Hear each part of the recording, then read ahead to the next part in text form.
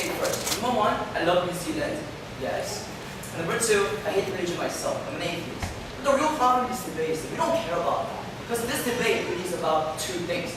First, this debate is about whether religion plays a significant enough role in the current society so to make some kind of affirmative action for the minorities of that religion.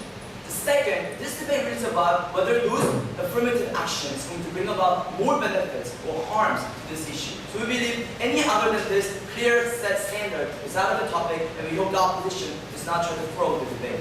But then going on to anything else, let's define some few words here. The first word to define, of course, is the long term, which is equal opportunity legislation. Let's define this word as laws that promote affirmative action. Now, we believe affirmative action is kind of action is given to minorities of society so they enhance their participation and representation internationally and domestically. We believe this is a very good definition to follow, and also it is important for the reasons as our case is going to elaborate to you. The second phrase we like to define for ourselves is about religious institutions. Let's define this terminology as minority religion of each country. Now, again and again, we want this debate to be as valued as possible. So we're not going to define this house as a specific nation, nor are we going to define religion as a specific religion. We simply think it should be variable under the condition, a certain condition of each country, a certain situation of each country. So we believe those definitions are clear and they're fair to start with. And now let me talk about something else. Because the opposition might also wonder, what kind of affirmative action we're going to take? Of course, this is an important question to ask too, because we cannot simply set a standard saying, you know what, affirmative action always should be a quota in the parliament. We cannot do that. For some subtle countries such as Iran, Iraq, those religious countries, maybe a good affirmative action they can start your debate with is to make Christianity appear more on advertisement or television such and such, because those kind of things might foster more understanding. And for a bit more mature democratic countries such as the United States or something, maybe a better idea is to foster a quota in the constitution, quota in the parliament, etc. So even on this case, we believe the whole process of how we're going to do it is not really the issue. But the real issue is, number one, whether religion is worthy enough to be given this kind of thoughts, and number two, whether this kind of fostering more understanding between each religion is important or not. So now that I've set up the case for the open government, the whole government bench, let's go on to three important arguments we're going to talk about. We have three arguments. Number one, we're going to talk about the role of religion in people's lives and persuade you how they are important intrinsically, although I myself hate it. And second, I'm also going to talk about how it's going to foster more understanding internationally, and how it is in the end going to foster more peace in a possible global manner. Last but not least, our deputy is going to talk about how it's going to also promote domestic stability in the region, and why it's going to foster more peace in the domestic level at the same time too. Now, before going into anything, let's talk about the first argument first, which is my burden for myself about why religion is so important. Let me talk about something. Why religion is something that is so intrinsic to our lives. You can see this in a real easy manner by looking at the fact that we go to church, we go to mosque, we go to a lot of places that is related to religion. Simply put, religion shapes our lives. For those people who go to Buddhist temple, maybe they try to do something according to Buddhist religious book or something. However, for those people rather follow Christianity, they'll try to do something more valuable with their Bible itself. And same thing applies to Quran or the Watchtower, all those religions there is. We simply believe, regardless of certain religion being should be more valuable or not. We don't really care about whether people believe religion is right or wrong, because we do not believe that can be an answer to question. But what we do believe is, regardless of good or bad, they do play an intrinsic part of your life, and that they are important in your life. We come in for the government bench to accept the fact that this kind of whole process of religious being intrinsic part of life is important, and that we've given the examples as to how it shapes our lives. One more including example, of course, is about how you have your work ethics. Because we believe for those people who go to Christianity church maybe, or Catholic church, have different work ethics than Buddhist church. So we believe all these kind of things shape your life, and there is a reason why your religion is so important. Closing. So just because you have different work ethics doesn't mean you need to give them political representation, or ensure that they're represented in parliament. I think that you can do it for other people. Thank you. It is awesome because it really goes to my second argument right away. Because my burden for myself was first to prove to you why it is significant, and second to prove to you why affirmative action was so beneficial. So let me do so in my second argument, which again is about how it's going to foster more understanding internationally. Now, to directly answer your question, closing, is because all religions have different social status. Some religions have more believers, whereas some religions has lesser believers. And that status actually goes to more understanding or less understanding the status quo. And that is exactly why we believe this kind of affirmative action is going to bring about more international peace. Let's look at one example. 2 years ago, in the newspaper of Denmark, my professor's Danish person, so I know him really well, had an article or a cartoon in the paper saying Muhammad actually wearing a bun with a bomb in his head. And that fostered a huge amount of controversy worldwide. It was in CNN, BBC, everywhere. Now, number one, I'm not going to try to talk about whether it was a smart decision to do so or not. To tell the truth, I don't really care. But what I do care is that that decision spurred a lot of offspring of controversy. We believe the reason for that is because there's lack of religion, there's lack of understanding between each other. When we see a guy who's wearing a turban, a long, I don't know, a robe or something in the street, we first frown our eyes because we do not know about them. And when it comes to Iran, when you see a girl wearing, I don't know, sleeveless short and pants, the first thing they do is stone them. Just kidding. But anyways, we believe all these kind of misunderstandings are happening because we do not know about them. And that is also exactly the reason why minorities are suffering worldwide. Look at the United States or Danish example that I gave you versus Muslim countries. I don't think they are bad in nature, or I don't think they are not a match made in heaven, if that makes sense. I don't think they're born to hate each other. The only reason is because they do not understand each other. We believe this is such a sad phenomenon going on, especially given the fact that we are living in the 21st century, a globalized country where all nations kind of mingle together to do something. We believe the effectiveness of both economic, political, and international sphere, even when it comes to the environmental sector, are all related to the religious understanding. And our affirmative action policy, should it be more ads in television or more quota in the parliament, can change that in a more affirmative manner. Of course, our reason for that is because our first argument and second argument is intertwined really well. We proved in the first argument how people's lives are shaped by the religion, and that is the reason whatever you do, your religious belief is getting portrayed in whatever you do. And that is also the reason why more understanding between religions is important, since if you do have that, more understanding of life is possible, and more understanding of a more peaceful life is also possible. For all those reasons, we're very proud of both. Thank you.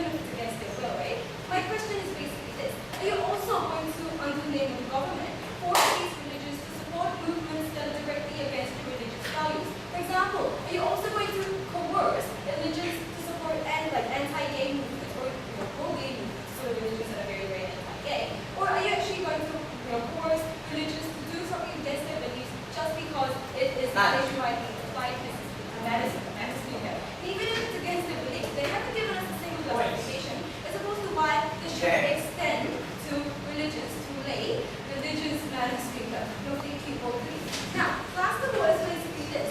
This debate is more about when your religious value conflicts with social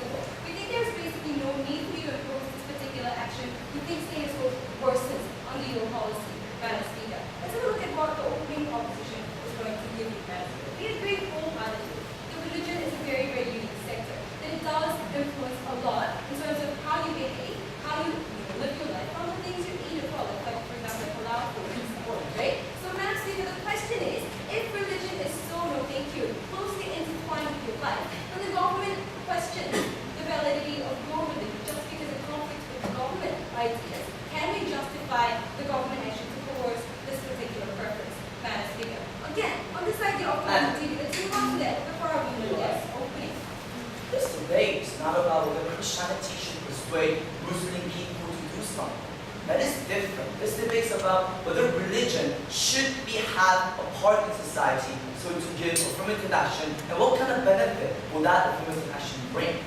Okay, Madam Speaker, we have never said anything about one religion replacing another religion. Basically, a debate is about when society conflicts with the religion, when laws conflict with religion. No. Madam Speaker, to move on to the idea of government duty, we think the government duty is to respect different ideas. Because the Prime Minister is specified, we think it's reasonable to assume that the debate in liberal democracies where freedom of religion is given, right? Madam Speaker, when your freedom of religion, no thank you, is given, with that freedom, basically you guarantee and respect their autonomy to run that institution according to their beliefs, to run their institutions according to their life and their philosophies as well, Madam Speaker. Again, the difference between religious preference and discrimination in general is that they follow their own doctrine, Madam Speaker. They don't arbitrarily go in and start punching gays, right? So exactly the opposite statement of the Madam Speaker. When the government does not have to, no thank you, go under this autonomy. Exactly why? If their problem and if their complaint is this idea of discrimination, we think there's enough mechanisms to take care, no thank you, of that status quo, Madam Speaker. Let's have a look at the idea of a crime law. If your discrimination is so severe, and if you're willing to act upon your thought to commit biased, motivated crimes, I think the law takes care of that right now.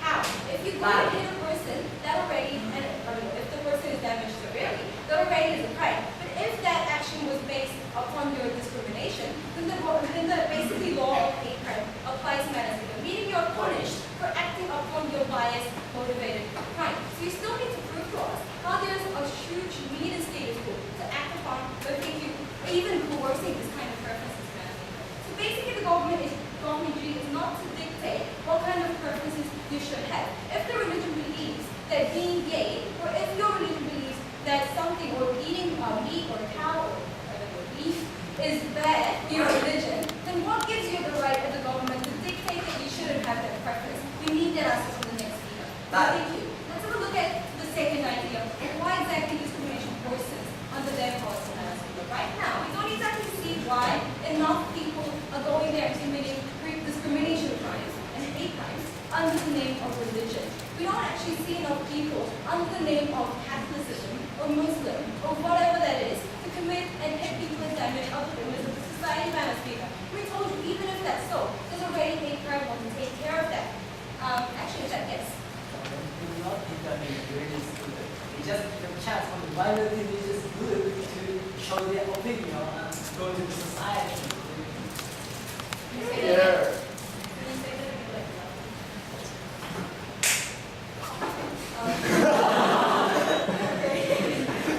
If their idea, I'm assuming, is that there is not enough channels for minorities to voice their opinions, how, Madam Speaker? Oh my God, I just listened. Then basically we think there is enough mechanisms to status quo. If they want to do, for example, parents movement, for example, feminist movement, is there enough organizations and steps to do that? Why exactly does the government not randomly go in and tell these feminist movements that you now just support, for example, anti-abortion policy, or whatever the policy the government does? Because the government respects there's plural ideas in society and plural autonomies of different sectors of society, Madam Speaker. I think that was very, very important from the very beginning. Let's have a look at this idea of worsening discrimination. Madam Speaker, if these religious people feel that because of you, let's take for instance gays, or for instance like gays, right? If we have as a result of this, because of you, I have to abandon one, my own way of living, two, my identity as a Catholic, or my identity as a Muslim, Madam Speaker. That angers them and provokes them against those groups even more. We think it's going to worsen discrimination because before they didn't have to abandon their beliefs because of these guys. It targets these minority groups even more, especially now from religion groups, because now they have to give up something for these guys, right? So we think they still have to prove how this policy betters, improves the integrity of society in terms of segregation. They still need to prove us the need for those reasons to be very powerful. There you go.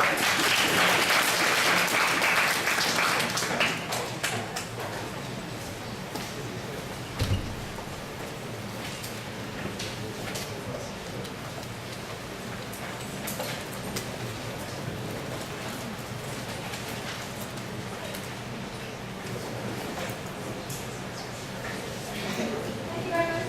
Go back to the communication.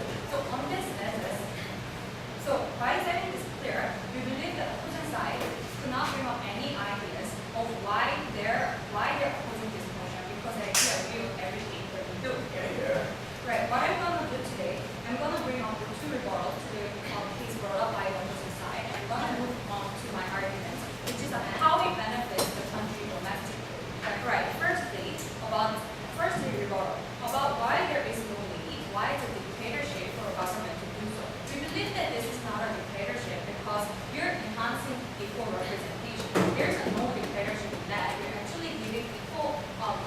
We're actually giving minor religious groups in a society to be equally represented. We're not empowering them over the other, which is not the case. There was a clear misunderstanding. We're not trying to empower one religion over the other. That is not what we're trying to pursue.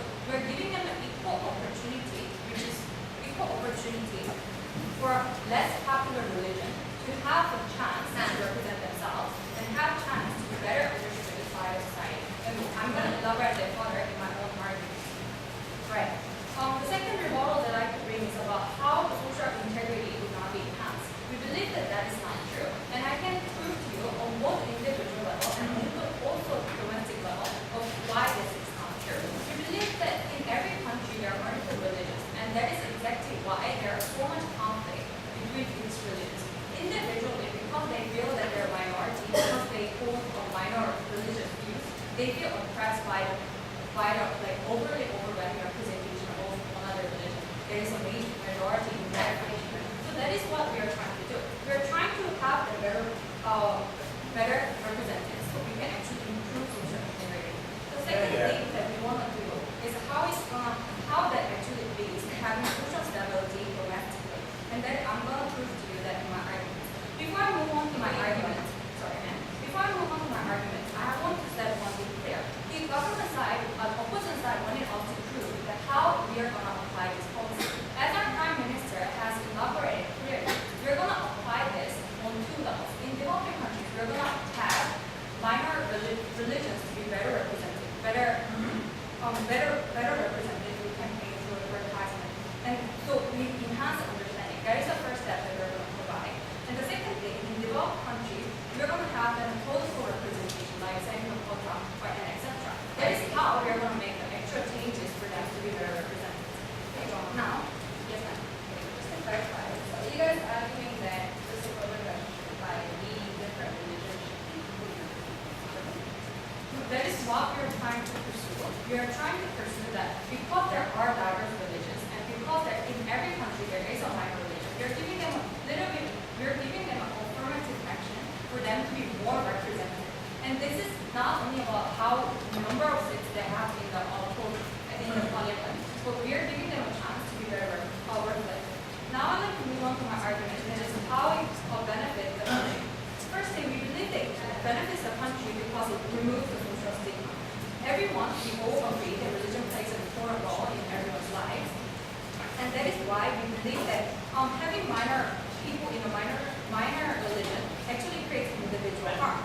Individuals feel inferior over the another religion, and they're overwhelmed by this number. And we believe that it actually creates inner conflict and creates social harm. Let's look at countries like Iraq, where there are many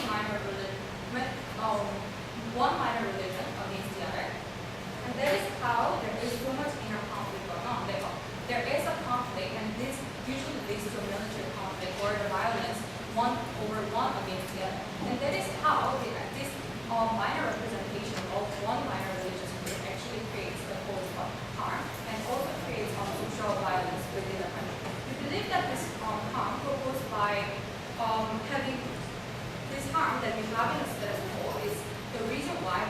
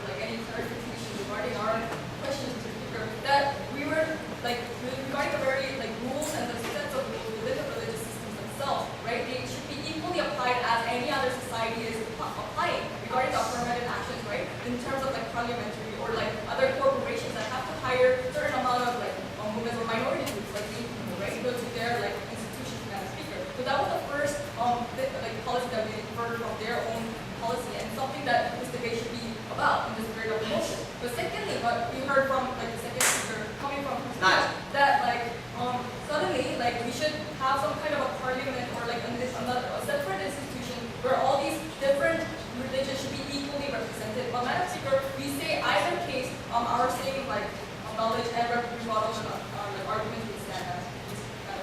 So regarding our first rebuttal, regarding to their case, they basically told us firstly, religion is significant and important to our lives. We basically admitted, yes, we do agree with that. But we do find it very disturbing coming from their case, right? Their idea to utilize their religion as some sort of a tool, right? To propagate the society as even if it means forcing these religions to basically change their ideas, right? To basically conform to the ideas of the majority of society. We basically didn't hear much response regarding the second speaker's response. Madam Speaker, but then regarding the very other case coming from their side, right? We need equal representation of different religious groups, right? Madam Speaker, but regarding this very idea of equal representation, we say again it's a very unfair burden coming from the government side as to saying equal representation is something that we should go against. We do agree, right? Equal representation is something that we should pursue. But Madam Speaker, because we're a good opposition and we engage in cases, on multiple cases, Madam Speaker, we say even so in that case, organic change is the way to go, Madam Speaker. We just simply can't force the society to accept certain group of minorities, especially when there's a strong prejudice and strong beliefs against their very own characteristics, Madam Speaker. We say organic change and the status quo system is basically the best solution to this problem. Okay. Secondly, Madam Speaker, regarding the very minorities themselves, that wouldn't benefit these minorities in the long term. So we basically heard, right? We didn't hear much linkage actually, as coming from their side, as to how these minorities and the rights of these minorities will somehow be increased and a less prejudice will occur. We just heard basically really shortly from the strange example of the cartoon, Danish cartoon, right? That because you're going to meet other people from that other kind of group, you're suddenly going to have this decreased amount of prejudice. But Madam Speaker, but the very timeline issue is that problem here, right, Madam Speaker? Because you're not changing the prejudice, you're simply changing the rules, Madam Speaker. Something that you form as a duty for these people to actually follow, instead of willfully having these people to actually be able to change it for themselves. Because at the end of the day, it is their beliefs, their prejudice, it's within their mind. You can basically set a button and change, reset all their kind of beliefs. Exactly, Madam.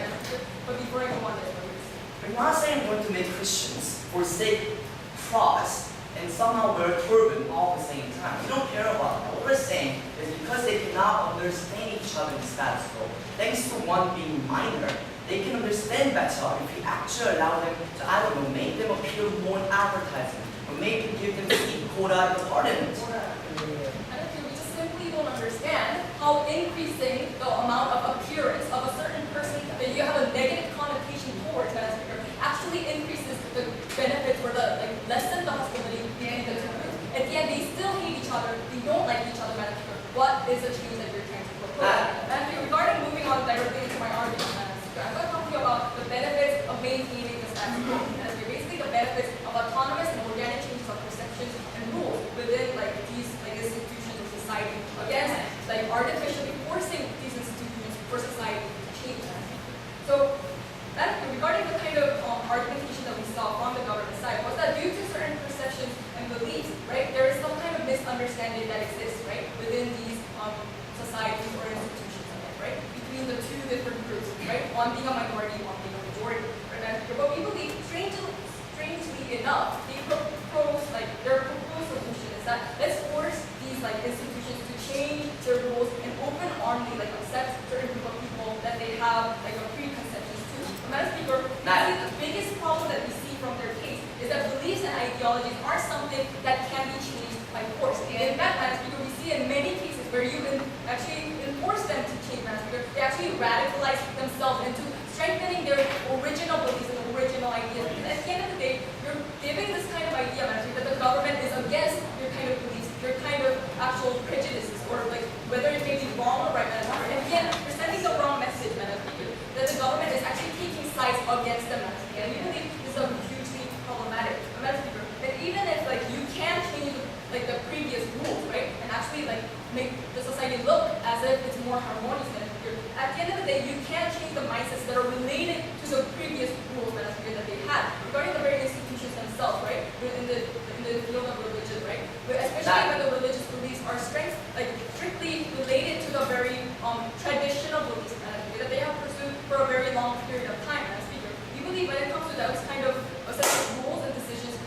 like our first speaker has told you, it's not something that is arbitrarily decided, but it is actually a set of rules and commands that has been actually set upon as a baseline, right, Madam Speaker. So by actually making a third party like arbitrarily being involved and changing the rules and the sets of guidelines, Madam Speaker, you're basically sending this huge misrepresentation message, right, regarding that you don't really have a right to believe in these certain kind of important beliefs, especially when it comes to the area of religion, and we believe this is hugely harmful. Then why do we say organic changes are good? Because I think we see in the status quo, right? Like if you're saying that the discrimination problems are really serious, then basically the public knows it as and the society knows it as because we have rational people in our society. And basically we have this trend in our society that acknowledges these minority groups, right? Such as the people or some kind of minority religions if you're talking about Madam Speaker. Meaning we're actually focusing upon these minorities and their rights, and we're trying to change the perception. Madam Speaker, and as we wait for these religious groups and other people to actually change their minds before Madam Speaker, they actually autonomously change the rules themselves to accept these people, these minority groups, Madam Speaker. At the end of the day, then we can actually have a true harmonious society that we want to pursue at the end of the day. In the long term, Madam Speaker. For these reasons, we're very proud of yours.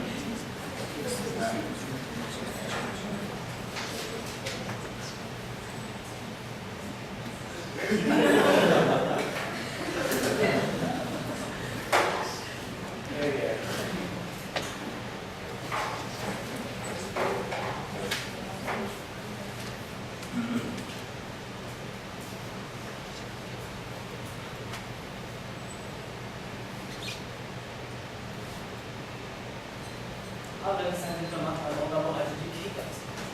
Today, I'm same as the opening house. I'm so confused by the opening opposition daily stats. What they want to do, why keeping status quo is so better. And if we take this proposal, what kind of the harm will occur? There's no clear explanation from opening opposition side. But on the other hand, we closing government side will show you as an extension that the more fundamental view of the opening government, that why we can mitigate the secularism, the division between the politics and religion can be mitigated in these cases, in this motion. That is our fundamental stance and what I will say in this here. But before that, I will read what the previous speaker has said.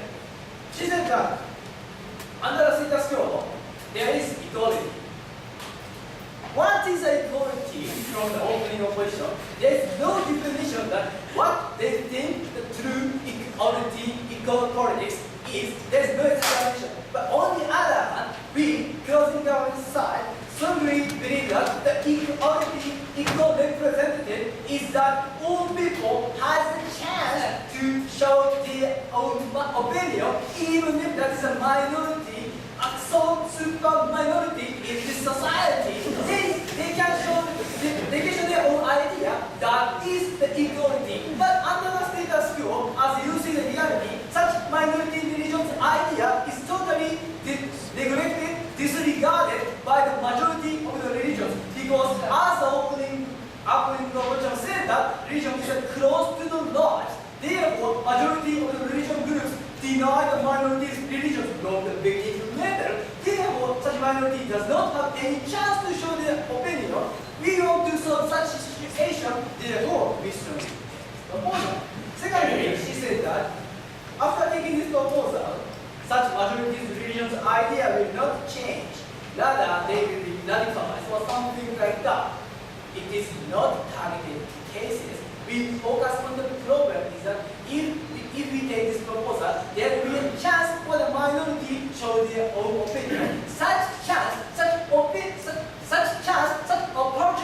to show their opinion is important because by taking this proposal, we can create the possibility, we can create the loop of the discussion between the minority and the majority. That is uniquely important thing in this motion's religious aspect. Therefore, we strongly oppose this motion. So first, let me move on to the higher session later, please.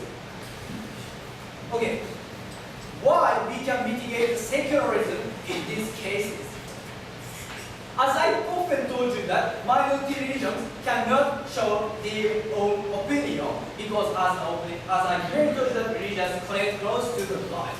In such a situation, we strongly believe that legislation on its own is the action which introduces the best order for the society, best rule for the society. In that cases, we should integrate all voice at the society, both the majority and the minority, and all kinds of peoples. But under the status quo, such chance is totally occupied and dominated by the majority. Therefore, any kind of the minority, especially the religious minority, cannot have any chance to show their opinion. Therefore, such legal system or the law system is totally established by the majority of the religious community. That is a problematic. But after taking this proposal, what will happen? Yeah, of course, such religious minorities people can have the chance to show their opinion, can commit to set the law, make the legal systems. It is we believe that it is true democracy because there is still, even if it is a so minimum, there is still a chance to integrate to the society, integrate the minority to the society. If there is there's a big but strict room to negotiate with the minority and the majority. Therefore, it is a true democracy. It is a true governmental law. We should take this proposal. Go ahead. So tell me how they can actually have political power if they are just given some token seats in parliament. How does that actually make sure that they can be represented and protected properly? As the opening government clearly mentioned that after taking this proposal, such minority can represent their own ideas.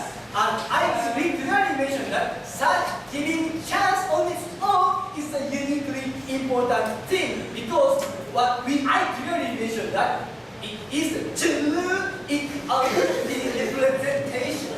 Therefore, your argument does not stand. Then I will go to the reconstruction in the case study of the minority in the region. All people imagine the situation in the Egypt. There are a lot of Islamic people, but there is a minority Christian people as a capital region. Probably capital region. I don't remember that. But in such situation, nation on its own is an Islamic country. Therefore, culture or the way of the thinking is the majority of the culture, majority of the thinking way is totally Islamic countries. In such situation, there is no chance for the capital region, the minority region in Egypt cannot have their own chance to show their opinion. Therefore, a lot of people believe that Egypt is an Islamic country. And even if I told you that there is a Christian country, you don't or something like that. In such situation, the existence on its own is totally neglected even if there is a minority. Such is the oppressed situation. We believe that after taking this proposal, such minority capital regions can show their own opinion. And after taking this proposal, while building the nation, building the government, building a legislative actor of the nations, such capital region can show their opinion, can have the chance to reintegrate the society of the Egypt. That is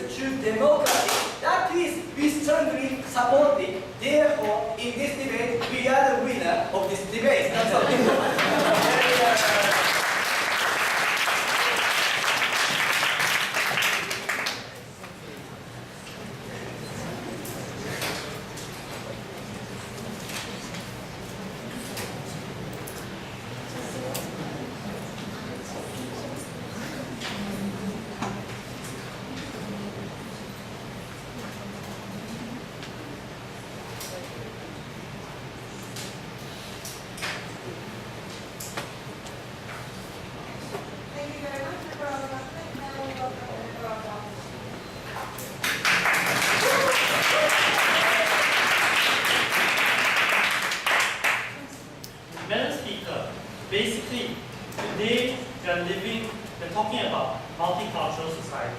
Yeah. Societies with many different forms of religion. And we agree that, yes, religion is important. But I say that precisely because religion is so important to people's life, precisely because it takes such an absolute role in how people view the world. We think that this is very dangerous when you bring it to the political sphere. Because you say that once this happens, people's political mindset is not about making society better. It's about fighting for its own religion. And we say that that is fundamentally very dangerous. Right? So before I go on to my case, firstly, a few comments on the government case. Right? So we were given a case that wasn't really clear. We didn't know how people would actually get represented, how many seats would be given, do they have to take part in the cabinet, do they have to be part of the government. I think that all these firstly doesn't tell us how much power this actually gives to these minority religions. More than that, we say that so what if we give them one seat? How does that actually encourage these people to have abilities and have the position in society? No. Second, they say that Parliament is the only way of communication, right? We say that seriously, Mr. Madam Speaker, communication can take place through many means, right? We say that when you fight in Parliament, it's not about communication, it's about fighting for political benefits, to fight to get the vote they want. Yes. And we think that basically, right, going to Parliament doesn't help us communicate. We say that the status quo is fine. There are ways for religions to communicate with each other. If there are no ways for them to communicate with each other, then we say set up these ways, right? Sit down. They brought up this idea of Iraq, right? Basically them feeling that they were that because they were socially stigmatized, there was still conflict. We say that the fact is that in the Iraqi parliament, there is a representation of Kurds, of Sunnis and Shia. But I say that that hasn't changed the problem. Mr. Madam Speaker. And exactly right, because they are taking part in politics, it becomes a fight for political power, and that has made the conflict even worse. We think that all the arguments on this side don't stand. Wait. The fourth argument, right?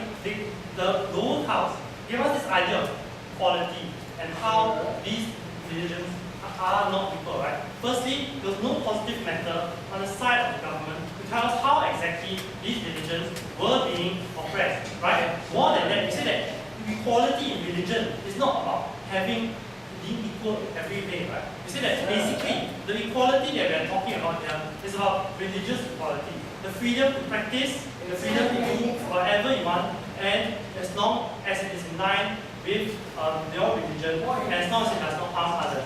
Go.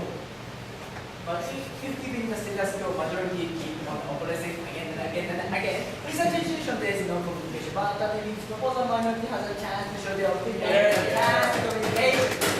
Okay, so that's the part of the problem of the case, because we don't know which country we are exactly situated in, right? If you're talking about the US, we're talking about the US or Canada, right? We say that in the first place, these minority groups are not suppressed. Even if you talk about Iraq, where there are other minority groups like the Alawis or the Druzes, right? We say that basically even if you give them a seat in parliament, their real power in society is not real. And we think that that basically does not allow them to do it. So, Mr. Madam Speaker, we say that here, in our extension, what is the alternative, right? Because we say that in societies, dialogue can take place, and we think that that is more than possible.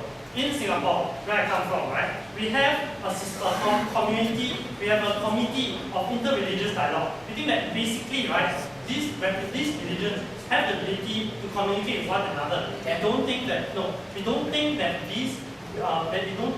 that what they are proposing actually helps them to have even more dialogue, because Parliament will be more about politics. So basically, Madam Speaker, what is the nature of government, and why should the state be separate from religion? Right? We are directly clashing with that point. And we say that having them take part in politics simply makes your politics even more viral and even more dangerous, right? So we say that.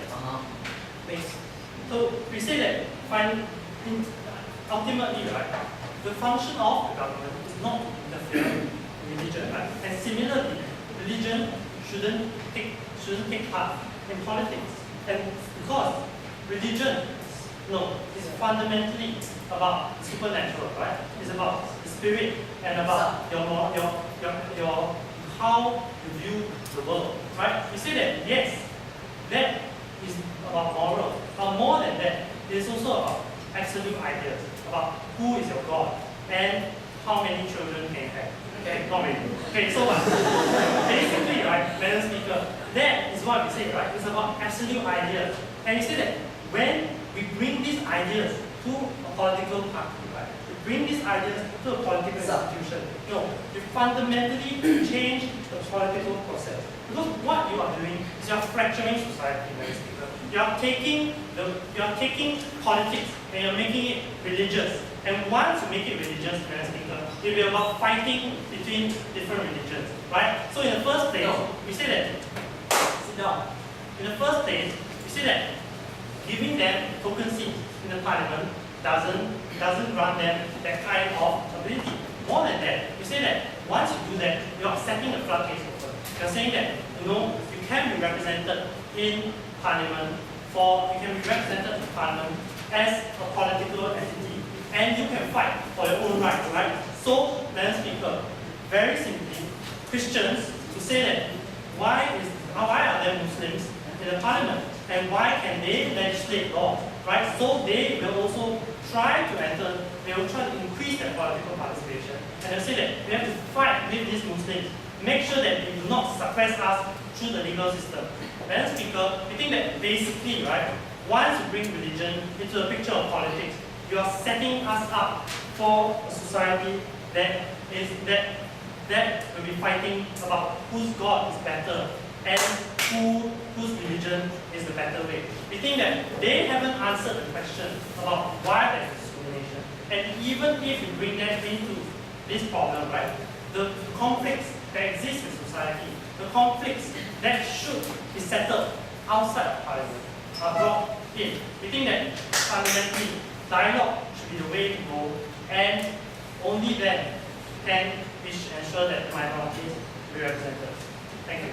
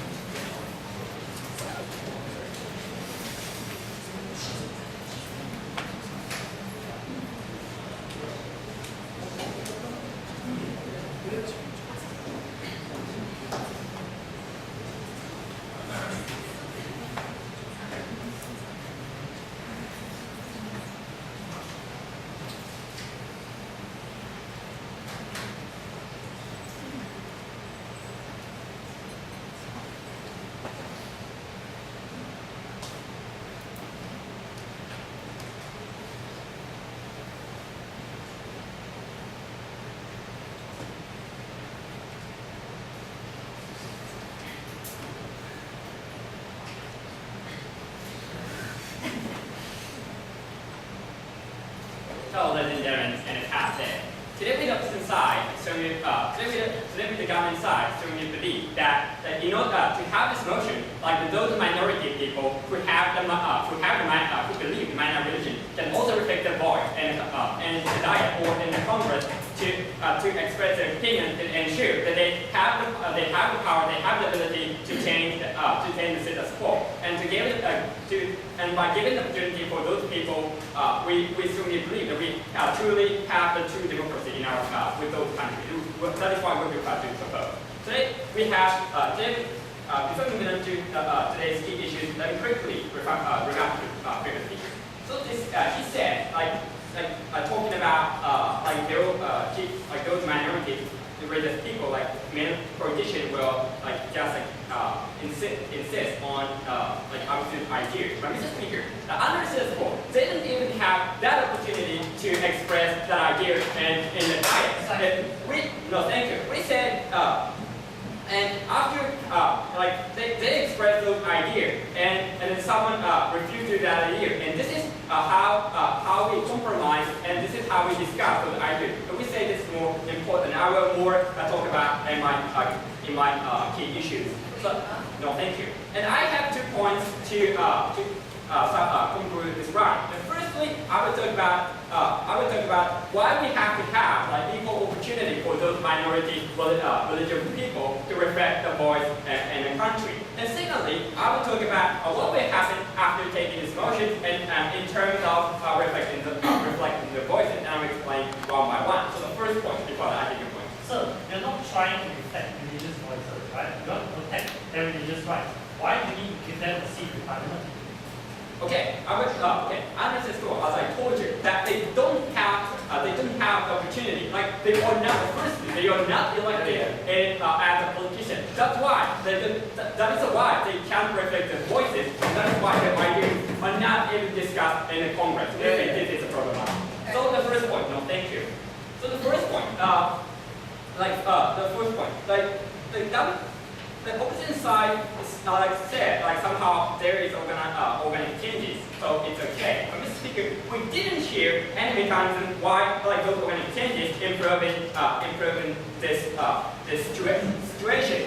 And secondly, they said, okay, this is a dictatorship, a government force minority people and be in a diet. And we say this is not true. Why? Because we couldn't. My honorable parliamentarian explained that this is the government is ensure, and as a democratic government, we ensure that they can reflect their voice. And we say, in terms of democracy, this is the most important point. Why? Because my honorable parliamentarian told you that we are living in a democratic country, which means that the government have the duty to provide as much as the voices possible towards those Congress. By having various voices, no thank you, we can ensure that each voices are truly considered, each people's voices are truly discussed in those diets. But this is the equal representative today we were the entire government side were talking about.